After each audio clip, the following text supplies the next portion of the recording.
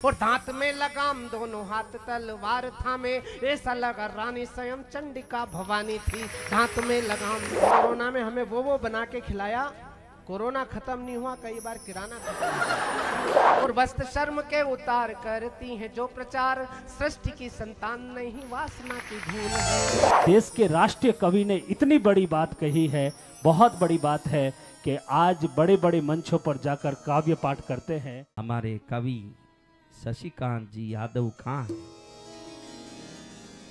शशिकांत जी यादव बड़े प्रसिद्ध कवि हैं। उनके साथ ही इस बार सुरेंद्र शर्मा जी, अन्य कवि सब आ रहे हैं और बड़े ही मधुर बोलते हैं। और जब वीरता की बात आती है तो ऐसे बोलते हैं कि रोंगटे खड़े हो जाएं और हर प्रकार से बोलते हैं। बोलिए सदगुरुदेव भगवान की, जगत गुरुदेव भगवान की, भैरू महाराज की। हाथ जोड़ वंदना है दाता गुरुदेव जी से मेरी कविता की साधना को सार दो। सबको मिला प्रसाद तेरे द्वार से हुजूर, मेरी झोली में भी बाबा थोड़ा प्यार डाल दो। वो जन्मों से भटक रहा हूँ योनियों के बीच, महादेवा मेरी जीवन नैया को सवार दो। वो करोड़ों की बिगड़ी बनाई हुजूर, आपने तो इस अदने की थोड़ी बिगड़ी संवार दो। करोड़ों की बिगड़ी बनाई हुजूर, आपने तो शब्दों की साधना को, भावों की आराधना को साहित्यिक स्थान मिले ऐसा वरदान दो। कविता को रचूं और छंद का श्रृंगार करूं, गजलों से प्यार करूं ऐसा वरदान दो। ओ पल पल पूजू सिद्ध दायिनी मां शारदे में, वाणी और विद्या का तुम मुझे वरदान दो। और गीत लिखूं मान सम्मान स्वाभिमान के हो, देश अभिमान के हो ऐसा वरदान दो। मेरी बड़ी बहन और क्षेत्र की लोकप्रिय विधायक और दुर्गा का स्वरूप भारतीय नारी का कैसा होना चाहिए हमारे समाज में, जैसे गुरुदेव ने कहा, हमारे यहाँ की नारियां तो उषा ठाकुर सरी की ही अच्छी लगती है। मैं 4 पंक्तियां पढ़ रहा हूँ गुरुदेव के इस प्रांगण में, और गुरुदेव की साधना से भगवान से प्रार्थना कर रहा हूँ कि हिंदुस्तान में हर बेटी को जन्म दे तो उसे यही संस्कार दे कि आजादी की आग थी जो अंतसु में जाग उठी ज्वाला जागी देश की जवानी थी। अभी नहीं, 4थी पंक्ति पे बजाना है। और कल्पना करना, गुरुदेव ने कहा जिस चीज की कल्पना करोगे वैसा होता चला जाएगा। कल्पना करना कि हमारी बेटियां कैसी होनी चाहिए, फिर किसी विधर्मी की हिम्मत नहीं होगी कि कोई हमारी बेटी की तरफ आंख उठाकर भी देख ले। कि आजादी की आग थी जो अंतस में जाग उठी ज्वाला जागी देश की जवानी थी। पीठ पे बंधा था लाल शौर्य से सजा था भाल देश का न झुके बात की दीवानी थी। वो मान सम्मान स्वाभिमान को मिली चुनौती स्वीकारी नारी शक्ति की रवानी थी। और दांत में लगाम दोनों हाथ तलवार थामे, ऐसा लगा रानी स्वयं चंडिका भवानी थी। दांत में लगाम दोनों हाथ तलवार थामे, कि दांत में लगाम दोनों हाथ तलवार थामे। मैं एक अपनी तरफ से एप्लीकेशन लगा रहा हूं गुरुदेव के चरणों में कि मातृभूमि अस्मिता का प्रश्न यदि आएगा तो रचना भी द्रौपदी का चीर बन जाएगी। मातृभूमि अस्मिता का प्रश्न यदि आएगा तो रचना भी द्रौपदी का चीर बन जाएगी। शिवाजी, राणा प्रताप, अब्दुल हमीद और शेखर भगत का नजीर बन जाएगी। वो तन मन धन सब देश पर वार कर कविता की आत्मा फकीर बन जाएगी। वो बेरियों की छातियों को भेदने का लक्ष्य लिए लेखनी भी अर्जुन का तीर बन जाएगी। बेरियों की छातियों को भेदने का। और क्या है हमारे भारत की नारी, नारी को शक्ति क्यों कहा है? आप परांबा हो, आप देवी हो, आप भगवती स्वरूप हो। कोरोना में सबसे कम नुकसान भारत का हुआ, उसके केवल 2 कारण थे। दोनों कारण अगर बताऊं तो फिर आपकी तालियां उठनी चाहिए। गुरुदेव के चरणों में इस यज्ञशाला में कविता पढ़ने के लिए सौभाग्य की नहीं, परम सौभाग्य की आवश्यकता है। वरना गुरुदेव, हम तो पशु मेलों में जाकर भी कविता सुनाते हैं, गधों का मेला लगता है वहां भी जाके कविता सुनानी पड़ती है। इतने बड़े गुरुदेव, इतने बड़े साधक, जिनके वाणी का प्रसाद अगर किसी को मिल जाए तो उसका जीवन धन्य हो जाए, तो आज हम तो उनके सामने साक्षात खड़े होकर इस यज्ञ मंडप में कविता सुना रहे हैं। सच में यह मेरे जीवन का क्या, मेरे पूर्वजों के जीवन का परम सौभाग्य होगा कि मुझे आज उनके चरणों में कविता सुनाने का अवसर मिल रहा है। मैं 4 पंक्तियां आपको सुना रहा हूं। मैं बता रहा था कि कोरोना में सबसे कम नुकसान भारत का हुआ, जिसके केवल 2 कारण थे। एक हमारा सनातन धर्म, जिसने हमें आस्था से जीना सिखाया। दूसरा हमारे घर में रहने वाली हमारी मातृशक्ति, जिसने हमें जीवन के प्रति विश्वास सिखाया। उषा दीदी, इन बहनों ने वो आत्मविश्वास दिया कोरोना में, हमें वो बना के खिलाया।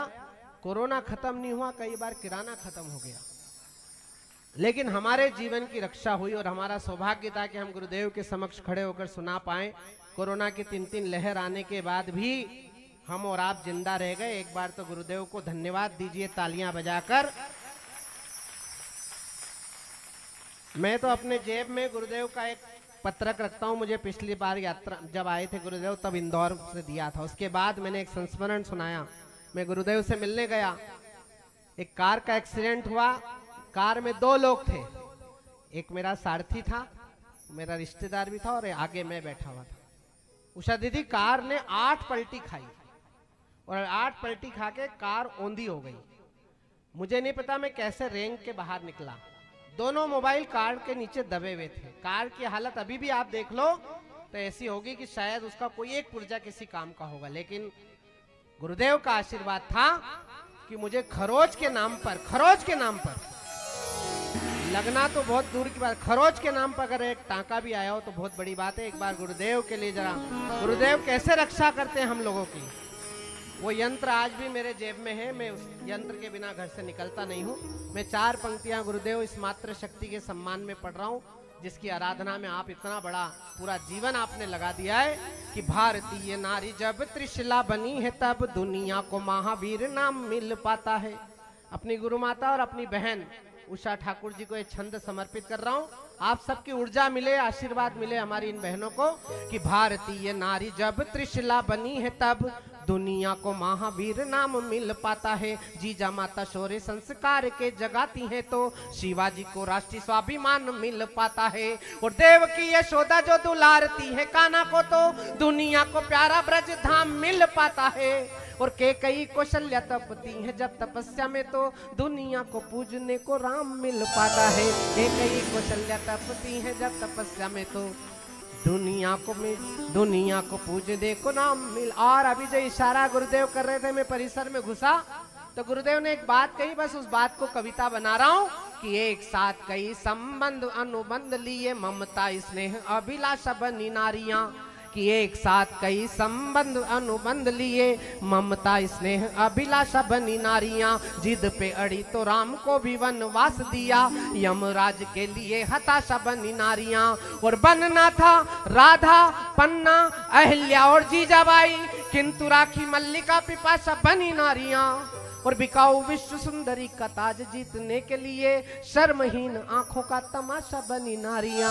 बिकाऊ विश्व सुंदरी का ताज जीतने के लिए हमारे पर प्रेमानंद जी महाराज ने जरा सा आईना क्या दिखाया। हमारे गुरुदेव कई बार व्यासपीठ से हमारे ऐसी बातें कहते हैं जो हमें सीखने लायक है, लेकिन कुछ लोग हैं जो उन बातों को बतंगड़ बना के, कुछ पूतनाएं सड़कों पर आ गई। तो फिर मैंने सोचा कि इनको आईना दिखाना चाहिए। मैं भी उषा ठाकुर का छोटा भाई हूँ, मैं भी कैसे चुप रख सकता था। तो मैंने 4 पंक्तियां आईना दिखाया उन तमाम तारिकाओं को जिनके सीरियलों की चर्चा अभी गुरुदेव कर रहे थे कि भारतीय नारी की न होड़ नग्न बालाओं से। ये जितनी बहनें बैठी हैं सिर पे पल्लो लेके तिलक लगाकर और इस यज्ञ मंडप की शोभा बढ़ा रही, मैं आप सबकी तरफ से पढ़ रहा हूँ कि भारतीय नारी की न होड़ नग्न बालाओं से। ये माथे का सिंदूर वो तो रास्ते की धूल है, और कुलवंती गुणवंती पूजते हैं घर घर। ये आस्था का आंगन वो जंगली बबूल है। वो सीता सावित्री और मीरा पद्मनी का देश है ये पूजा के फूल वो तो पांव चुबे शूल है। और वस्त्र शर्म के उतार करती हैं जो प्रचार, सृष्टि की संतान नहीं वासना की भूल है। वस्त्र शर्म के उतार करती है जो प्रचार, तो राष्ट्र भक्त नौजवानों भारती पुकारती है। माँ के दूध का तो अभी कर्ज भी चुकाना है। स्वाभिमान डोर हाथ बांधी जिस बहना ने, उसकी भी लाज आज तुझे ही बचाना है। वो शहीदों ने रक्त से जो लिखी है कहानियां, वो खुद पढ़ना है पीढ़ियों को भी पढ़ाना है। और अंग्रेजों को तो तुम भगा चुके हो देश से, अब काले अंग्रेजों से भी देश को बोलिए सद्गुरुदेव भगवान की, भारत माता की, अहिल्या माता की जय। जय सिया राम। शशिकांत जी यादव साहब जो राष्ट्रीय कवि है, गुरु चरणों में अपने भाव पुष्प भी रखे और आज के वर्तमान समय में नारी शक्ति का जो है गुणगान भी किया है और साथ में नारी शक्ति को संदेश भी दिया है कि नारियों का जहाँ मान सम्मान और गरिमा और मर्यादा है वहाँ सदा सम्मान रहा है और नारी शक्ति भी छत्राणी कहलाई है और नारी शक्ति ही जगदम्बा का रूप कहलाई है और नारी शक्ति ही पराअंबा कहलाई है और नारियों ने हमेशा जो है शक्ति बनकर जो है पुरुषों का सबल बनाया है। पूज्य गुरुदेव के सानिध्य में शशिकांत जी ने एक बात कही कि हम पशु मेले में जाकर भी कविता पढ़ लेते हैं, लेकिन हमारे जीवन का बहुत बड़ा सौभाग्य है कि हम गुरुदेव के समक्ष जो है यहाँ पर कविता पढ़ रहे हैं।